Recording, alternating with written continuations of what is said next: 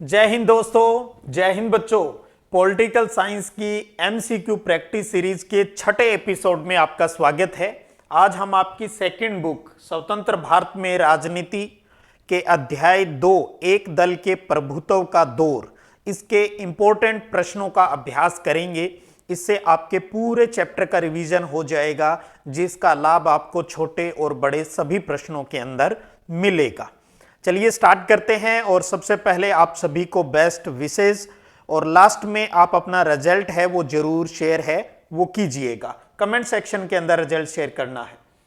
चलिए, ये रहा आज का पहला प्रश्न। भारत का संविधान कब अंगीकृत किया गया? तारीख आपके सामने लिखी है। भारत का संविधान कब अंगीकृत किया गया, आत्मार्पित किया गया, अपनाया गया? तो सही तारीख क्या है? बिल्कुल, और वो है 26 नवंबर 1949 को संविधान अंगीकृत किया गया। ये ध्यान रख लीजिएगा। 24 जनवरी की बात आ जाए तो इस दिन इसके ऊपर हस्ताक्षर किए गए थे। हस्ताक्षर कब किए गए संविधान के ऊपर? 24 जनवरी 1950 को। और 26 जनवरी 1950 को हमारा संविधान है वो लागू हुआ था, और 15 अगस्त 1947 को हमारा देश आजाद हुआ। तो एक ही प्रश्न में कई प्रश्न हो गए। अंगीकृत पूछे तो 1949 26 नवंबर, इसलिए 26 नवंबर को कौन सा दिवस मनाया जाता है? संविधान दिवस मनाया जाता है, संविधान दिवस। और 24 जनवरी को इस पर हस्ताक्षर हुए, 26 जनवरी को लागू हो गया। इसलिए हर साल हम 26 जनवरी को क्या मनाते हैं? गणतंत्र दिवस मनाते हैं। 15 अगस्त को स्वतंत्रता दिवस। अगला प्रश्न, भारत के चुनाव आयोग का गठन हुआ। भारत के अंदर एक लोकतंत्र की स्थापना के लिए भी देश का शासन कैसे चलेगा, सरकार कैसे चुनी जाएगी, इसके लिए चुनाव आयोग की स्थापना हुई थी। और आपको यह बताना है स्थापना कब हुई। सभी के अंदर जनवरी है, सन में फर्क है, 49, 50, 51 या 52। क्या होगा सही उत्तर? बिल्कुल, और वो है जनवरी 1950। जनवरी 1950 तारीख की बात करें तो वो है 25 जनवरी 1950 को चुनाव आयोग की स्थापना हो जाती है। और इसी दिन 25 जनवरी को हम हर साल मतदान दिवस मनाते हैं। मतदान दिवस मनाया जाता है 25 जनवरी को, जिस दिन चुनाव आयोग की स्थापना हुई थी। अगला प्रश्न, भारत के प्रथम चुनाव आयुक्त, चुनाव आयोग बन गया तो उसका कोई कमिश्नर होगा, आयुक्त होगा। तो आपको बताना है पहले चुनाव आयुक्त, इलेक्शन कमिश्नर कौन थे? बलराम जाखड़, ओम प्रकाश माथुर, सुकुमार सेन या राजेंद्र प्रसाद? तो सही उत्तर है बिल्कुल सुकुमार सेन। एक से बढ़कर एक है सभी प्रश्न। भारत के पहले चुनाव आयुक्त कौन थे? सुकुमार सेन। अगला प्रश्न, पहले आम चुनाव की प्रमुख समस्या। देश के अंदर पहली बार आजादी के बाद इलेक्शन करवाना था, तो चुनाव आयोग के सामने सबसे बड़ी समस्या क्या थी? चुनाव क्षेत्रों का सीमांकन, मतदाता सूची बनाना, मतदान की विशेष पद्धति सोचना, या फिर उपरोक्त सभी? तो ध्यान दीजिए, ये सभी के सभी, बिल्कुल ये सभी के सभी क्या थी? पहले आम चुनाव की प्रमुख समस्याएं थी उस चुनाव को करवाने की भी। चुनावी क्षेत्र कौन से बनाए जाएं, उनका सीमांकन किया जाए, मतदाता सूची बनाना, मतदान किस तरीके से करवाया जाए, ये प्रॉब्लम थी। इसके साथ साथ लाखों अधिकारियों और चुनाव कर्मियों को प्रशिक्षित करना बहुत बड़ी जिम्मेदारी थी। उस टाइम सिर्फ 15% साक्षरता थी। ध्यान दीजिए, केवल 15% साक्षरता थी। और यानी इतने कम साक्षर देश के अंदर चुनाव करवाना बहुत मुश्किल काम था। और मतदाता थे उस टाइम, यानी वोट डालने का अधिकार कितने लोगों के पास था? लगभग वो थे 17 करोड़ लोगों से मतदान है वो करवाना था। तो इसलिए ये सारी समस्याएं थी पहले चुनाव को संपन्न करवाने में। अगला प्रश्न, अब बात यह है भी, हम बात करें पहला आम चुनाव 1950 में जो कमीशन है वो बना, इलेक्शन कमीशन। बात यह भी पहला आम चुनाव हुआ कब? पहला लोकसभा का चुनाव, आम चुनाव हम लोकसभा चुनाव के लिए यूज करते हैं, पहला आम चुनाव कब हुआ? 1952 में, 57 में, 62 में या 67 में? तो सही उत्तर बिल्कुल 1952 के अंदर देश के अंदर पहला आम चुनाव करवाया गया। हालांकि इलेक्शन अक्टूबर 1951 में शुरू होकर फरवरी 1952 तक होते रहे, लेकिन इसे कहा जाता है 1952 का ही चुनाव, क्योंकि देश के अधिकांश हिस्सों में जो वोटिंग हुई थी वो 1952 में ही हुई थी। इस पूरे प्रोसेस के अंदर आप समझ पा रहे हो, यहां लगभग 6 महीने का टाइम लग गया था। तो पहले आम चुनाव लोकसभा चुनाव 1952 में, अगला 1957, ये दूसरा आम चुनाव 1957 में, तीसरा आम चुनाव 1962 में और चौथा आम चुनाव 1967 में। आपको पता है अगर सब कुछ सही चले तो प्रति 5 साल बाद है वो इलेक्शन है वो देश के अंदर करवाया जाता है, जब तक कि सही तरीके से काम चलता रहे। तो पहला आम चुनाव 1952, दूसरा 57, तीसरा 62। अगला प्रश्न, कौन सा आम चुनाव पूरी दुनिया में लोकतंत्र के इतिहास के लिए मील का पत्थर साबित हुआ? बहुत प्यारा प्रश्न। किस चुनाव को हम लोकतंत्र के इतिहास के लिए मील का पत्थर कहते हैं?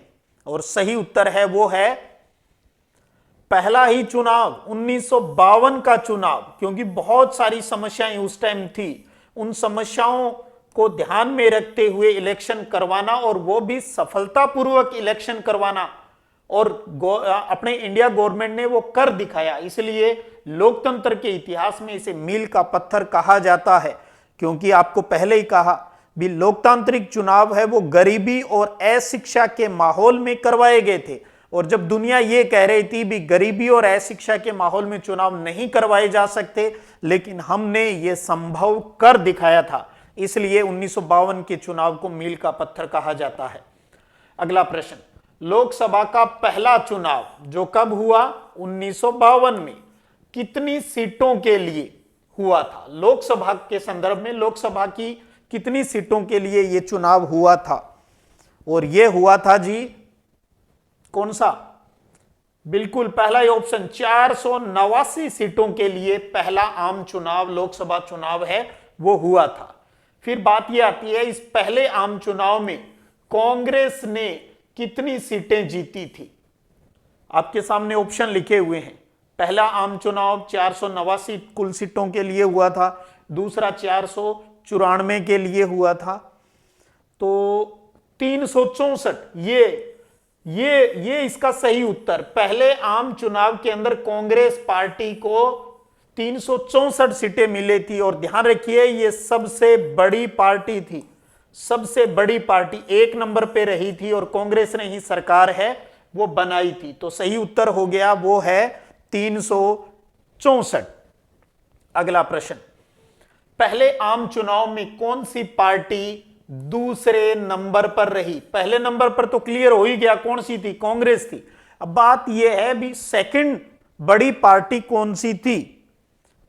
और वो है सही उत्तर, हां जी, CPI, communist party of India, भारतीय कम्युनिस्ट पार्टी। और ये एक चीज और ध्यान रखनी पड़ेगी आपको, इसे कितनी सीटें मिली? सिर्फ 16 सीट मिली थी, सिर्फ 16 सीट है वो इस टाइम सीपीआई को मिली थी। पहले आम चुनाव में भारतीय कम्युनिस्ट पार्टी दूसरे नंबर पर रही और उसे कुल 16 सीट मिली। सबसे ज्यादा कांग्रेस को मिली थी, और कितनी मिली थी? 364। देखिए डिफरेंस कितना बड़ा है, आजकल इतना नहीं लगता। अगला प्रश्न, पहले आम चुनाव में कौन सी पार्टी वोट हासिल करने में दूसरे नंबर पर थी? अब कंफ्यूज मत हो जाना। भी अभी हमने 9वां प्रश्न किया था, अभी पहले आम चुनाव में कौन सी पार्टी दूसरे नंबर पर रही। वो जो प्रश्न था वो सीटों के आधार पर था, सीटों के आधार पर भी किसको सीटें मिली, तो हमने कहा था भी सीपीआई को मिली 16 सीटें मिली सेकंड नंबर पे। यहां क्या कहा जा रहा है, वोट हासिल करने में, वोट प्रतिशत हासिल करने में दूसरे नंबर पर कौन सी पार्टी रही? ऑप्शन आपके सामने लिखे हैं, क्या है सही उत्तर? और सही उत्तर है वो है 4 नंबर ऑप्शन। ध्यान रखिएगा, सोशलिस्ट पार्टी एग्जाम में कंफ्यूज मत हो जाना जी। वोट प्रतिशत पूछे तो सोशलिस्ट पार्टी सेकंड नंबर पर रही थी। इसे कुल जो 10% वोट मिले थे, इसे 10% वोट है वो मिले थे, सेकंड नंबर की बात थी। वहीं अगर कांग्रेस की बात करें हम, तो कांग्रेस को 45% वोट मिले थे, 45%। तो फर्स्ट कांग्रेस थी वोट प्रतिशत में, और सेकंड नंबर पे सोशलिस्ट पार्टी, जिसको 10% सीटें हैं, जो वोट हैं वो हासिल हुए। लेकिन ये सीटें इतनी नहीं जीत पाई थी। सोशलिस्ट पार्टी 12 सीटें ही पहले आम चुनाव में जीत पाई थी, वहीं कम्युनिस्ट पार्टी को 16 सीटें मिली। वोट प्रतिशत जरूर सोशलिस्ट से कम था, लेकिन सीटें ज्यादा थी। आपको पता है ना अच्छे से, भारत में चुनाव जो होते हैं उसमें किसे विजेता माना जाता है? सर्वाधिक वोट पाने वाला जो कैंडिडेट होता है वो विजेता होता है, चाहे उसको कितने ही प्रतिशत वोट मिले। जिसको सबसे ज्यादा आएंगे वो विजेता है। ये अपने इंडिया के अंदर चुनाव का सिस्टम रहता है। अगला प्रश्न, किस देश के संविधान में सिर्फ एक ही पार्टी को देश के शासन की अनुमति दी गई है? आपके सामने ऑप्शन लिखे हैं भी, केवल एक ही पार्टी उस देश के शासन को चलाती है। एक ही पार्टी, चीन में, क्यूबा, सीरिया, ये सभी में। तो एक ही पार्टी का शासन चलाने की अनुमति इन सभी देशों के अंदर है। तो उत्तर हो गया उपयुक्त सभी। चीन, क्यूबा और सीरिया में केवल एक ही पार्टी का शासन है, वो चलता है। अगला प्रश्न, कांग्रेस का जन्म कब हुआ? लो जी, कांग्रेस पार्टी कब बनी? सीधा सा प्रश्न है। ऑप्शन आपके सामने लिखे हैं, हर किसी के दिमाग में सेट है बिल्कुल, और वो है 1885 में एक अंग्रेज अधिकारी A.O. ह्यूम द्वारा कांग्रेस पार्टी की स्थापना की गई थी, आजादी से पहले ही। अगला प्रश्न, स्वतंत्र भारत के पहले शिक्षा मंत्री, फर्स्ट एजुकेशन मिनिस्टर इंडिया के कौन थे भी? ऑप्शन आपके सामने हैं, फटाफट जवाब दे दीजिए। और वो हैं मौलाना अब्दुल कलाम। बिल्कुल, मौलाना अब्दुल कलाम। इनके जन्म दिवस को शिक्षा दिवस के रूप में भी मनाया जाता है। मौलाना अब्दुल कलाम आजाद, ये संविधान सभा के भी सदस्य थे, और ये स्वतंत्र भारत में जो पहला मंत्रिमंडल बना था उसमें शिक्षा मंत्री थे। अगला प्रश्न, 1952 के पहले आम चुनाव में लोकसभा के साथ कौन से चुनाव कराए गए थे? ध्यान रखिएगा, डबल चुनाव चले थे लोकसभा के साथ साथ। और दूसरा किसका चुनाव हुआ? राष्ट्रपति, विधानसभा, राज्यसभा या राज्यपाल? क्या होगा सही उत्तर?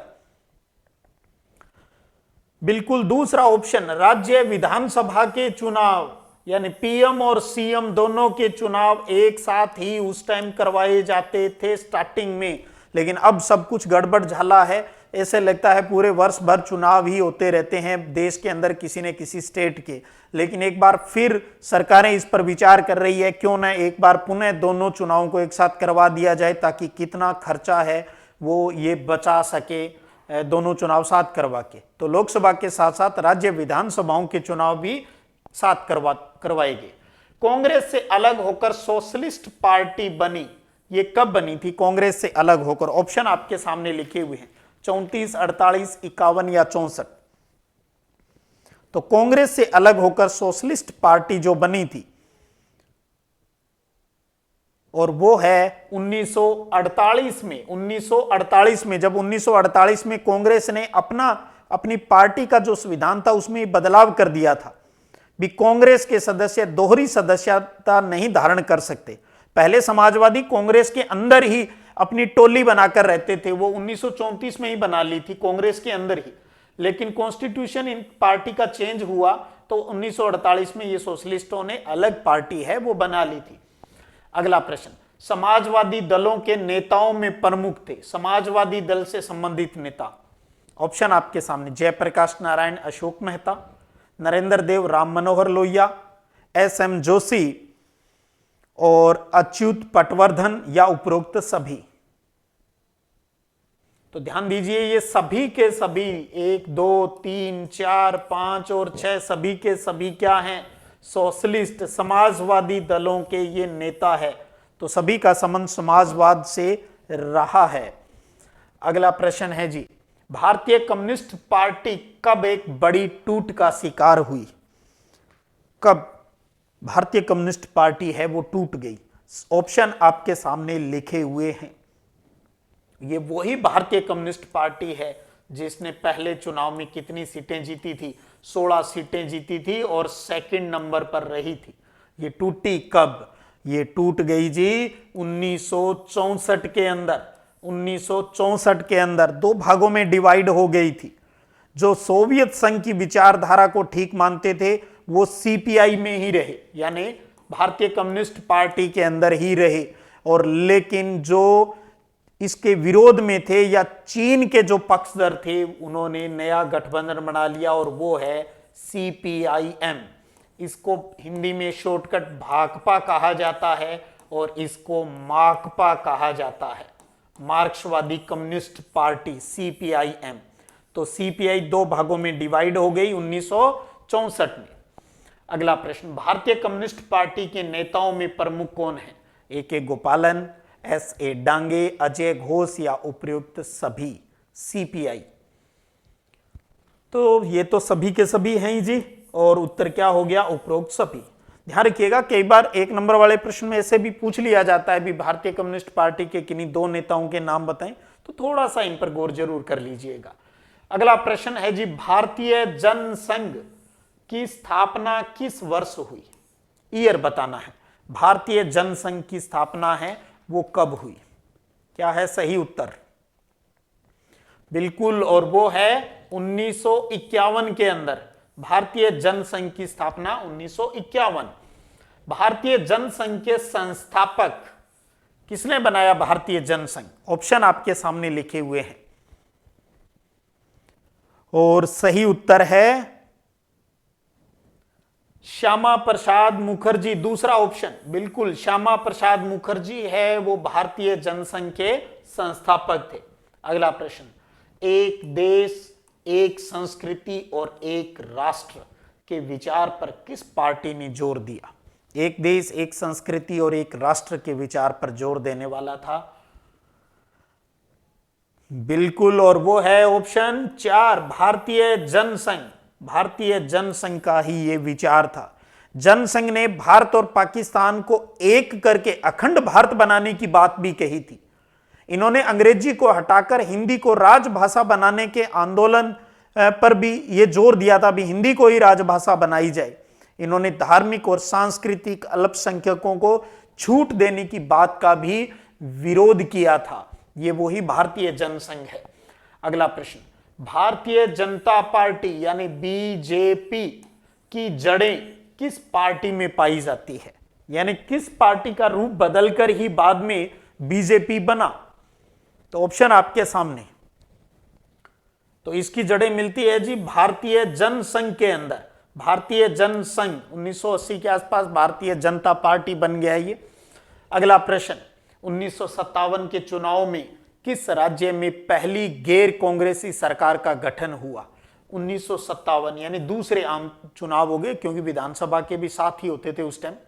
किस राज्य की बात हो रही है? वरना तो आप देख रहे हो हर जगह कांग्रेस की सरकार होती थी उस टाइम, लेकिन 1957 के चुनाव में एक ऐसा राज्य था जहां पर पहली बार गैर कांग्रेसी सरकार बनी थी। ऑप्शन आपके सामने है, स्टेट का चुनाव करना है बिल्कुल, और वो है केरल। केरल के अंदर कम्युनिस्ट सरकार है वो बनी थी, गैर कांग्रेसी सरकार। अगला प्रश्न, 1959 में केंद्र की कांग्रेस सरकार ने संविधान के किस अनुच्छेद के अंतर्गत केरल की कम्युनिस्ट सरकार को बर्खास्त कर दिया था? बहुत प्यारा प्रश्न। बर्खास्त कर दिया क्योंकि ये पहला स्टेट था केरल जहां पर गैर कांग्रेस की सरकार बनी, लेकिन 1959 में लगभग 2 साल बाद ही संविधान के किस अनुच्छेद का सहारा लेकर वहां पर राष्ट्रपति शासन लगा दिया? वहां के जो मुख्यमंत्री थे नंबूद्रिपाद को सरकार ने हटा दिया, भाई आप ये काम नहीं कर पा रहे हो। तो सही उत्तर है बिल्कुल 356, अनुच्छेद 356 के तहत वहां पर राष्ट्रपति शासन लगा दिया था। अगला प्रश्न, विश्व में सबसे पहले कहां पर निर्वाचित ढंग से साम्यवादी या कम्युनिस्ट दल की सरकार बनी? कम्युनिस्ट सरकार दुनिया में सबसे पहले कहां पर निर्वाचित जनता द्वारा चुनी हुई सरकार कहां पर बनी? ऑप्शन आपके सामने, मॉस्को यानी भारत से बाहर, गुजरात, केरल या मद्रास। तो अब तो आप समझ ही गए, अभी हम करते ही आ रहे हैं। 1957 के चुनाव में केरल के अंदर पहली बार गैर कांग्रेसी सरकार बनी, कम्युनिस्ट सरकार बनी, कॉमरेड की सरकार बनी। अगला प्रश्न, पहले 3 आम चुनाव में किस पार्टी का प्रभुत्व था? पहले 3 आम चुनाव, चाहे 1952 की बात कर लें, चाहे 1957 की बात कर लें, चाहे 1962 की बात कर लें, तीनों आम चुनाव में किस पार्टी का प्रभुत्व था? एक तरफा सरकार बन रही थी और ऑप्शन बिल्कुल, और वो था कांग्रेस। कांग्रेस की सरकार बनती जा रही थी। अगला प्रश्न है जी, पहले आम चुनाव के बाद प्रधानमंत्री कौन बने? कौन बने जी? तो सोचने की जरूरत नहीं, पंडित जवाहरलाल नेहरू देश के पहले प्रधानमंत्री बने। अंतरिम सरकार में भी यही अध्यक्ष थे। चुनाव आयोग ने इलेक्ट्रॉनिक वोटिंग मशीन, ईवीएम की फुल फॉर्म भी ध्यान रखिएगा, अभी कई स्टेट्स में चुनाव है, राजस्थान में भी हुए हैं, तो जिक्र सुना ईवीएम, फुल फॉर्म है इलेक्ट्रॉनिक वोटिंग मशीन का इस्तेमाल किया गया। तो कब किया गया ये आपको बताना है। ईवीएम का इस्तेमाल तो 1990 के दशक के बाद, 1990 के दशक के अंत में, 1990 के दशक में, 1990 के दशक के अंत में इसका इस्तेमाल किया गया था। और उसके बाद में बात करें तो आपको पता है 2004 से ये पूरे देश में ईवीएम है वो चालू हो गई थी, पहले ट्रायल हो गया था पूरे। अच्छा आ ही गया प्रश्न जी, पूरे देश में ईवीएम का इस्तेमाल शुरू हो गया, कब हो गया था? बात हो ही चुकी, अभी अभी किया अपनों ने, सुन लिया होगा गौर से। 2004 तक, 2004 तक आजकल ईवीएम से ही चुनाव होते हैं। संविधान सभा की प्रारूप समिति के अध्यक्ष, ड्राफ्टिंग कमेटी के अध्यक्ष कौन थे? राजेंद्र प्रसाद, ये तो स्थायी अध्यक्ष थे, तो कौन थे? डॉक्टर भीमराव अंबेडकर, बाबा साहब भीमराव अंबेडकर है वो प्रारूप समिति के अध्यक्ष थे। तो ये थे जी आपके सेकंड चैप्टर के महत्वपूर्ण 30 प्रश्न आपके सामने थे। आपको उम्मीद करता हूं सब चीजें क्लियर हो गई होगी। आज के इस पेपर से आपको कितना फायदा हुआ, आपका रिजल्ट क्या रहा, कमेंट सेक्शन में जरूर बताइएगा। और एक चलते चलते आपसे प्रश्न पूछूंगा भी, दूसरे आम चुनाव के अंदर कांग्रेस पार्टी को कितनी सीटें मिली थी, ये कमेंट करके भी आप जरूर मुझे बताइएगा। फिर मिलते हैं अगले वीडियो क्लास में अगले चैप्टर के महत्वपूर्ण प्रश्नों के साथ। तब तक जय हिंद, जय भारत।